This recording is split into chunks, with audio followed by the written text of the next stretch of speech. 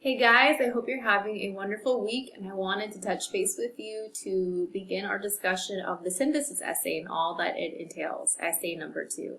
Great work on completing your first essay. I'll be reviewing those over the next week and getting your grades back to you, and I'm really enjoying reading all of your essays so far. And now, as I'm busy doing that, you need to be busy thinking about essay number 2. In order to do that, of course, you need to understand what exactly the task is. What are you being assigned with?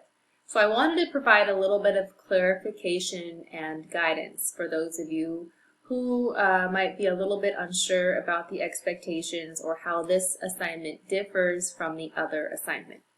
So in essay number 1, we were focusing on conducting research in order to prove a thesis. We began by asking a question to which we wanted an answer. And the focus was less on using a lot of sources, and the focus was more on finding valid and well-supported answers to our original research question. Now, essay number 2, synthesis essay, is very similar in many ways to the traditional research paper. It entails research. The focus is just slightly different. Here, there is more of an emphasis on gathering a greater number of sources. And for every body paragraph that you write, I will ask that you include a minimum of 2 sources, if not more, to support the points that you're making within that paragraph. When we are focusing on writing a synthesis essay, really the goal is to sift through data about an issue that you care about, combine that data by interpreting it for your reader within your essay in a way that makes sense, and then explaining to them in your own words what the implications are. What can we get out of all of this? So you're doing the heavy lifting in the synthesis essay and making sense of all of this information you might find relating to an issue. If that doesn't quite make sense, let me go over a few resources that we have in order to explain this a little more clearly. First of all, be aware of the mistakes that you shouldn't make in writing this essay. This essay is not simply a series of summaries of outside sources, and that's a very common mistake that students make. So your job is not to simply summarize sources you encounter. Your job is to mull over, understand, think about what you read, and then rearrange that data and present it to your reader in an organized form so that they can see how it all connects. So you're using sources, but your essay is not overly dominated by sources. You're using those sources to provide evidence to prove your points that you will be making. Also, avoid bombarding your reader with paragraphs that are just masses of facts and examples.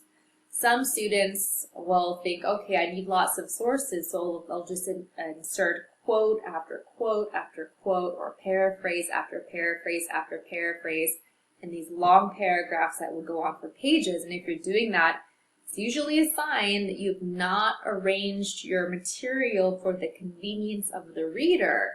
You've arranged it for your own convenience and taken the easy way out. So you need to make your information accessible by doing the heavy lifting, the hard work of interpreting what you're reading in your sources, and then writing your essay so that basically you're helping the reader understand how the sources connect. Not just saying, here's some data, here's some data, here's some data, let's move on. You need to present it in an organized way and explain what it means and why it matters. Lastly, as with the first essay, I recommend that you avoid beginning your paragraphs by presenting quotes or facts. It's much easier to begin by telling your reader what point you want to make. So the topic sentence might consist of a claim or assertion, and then you begin to elaborate based on the various sources, at least 2 per paragraph that you're bringing in. So here's an example of synthesis. I don't necessarily agree with the claim that's being made, however, it's well organized in terms of the content. So we open with this assertion, okay?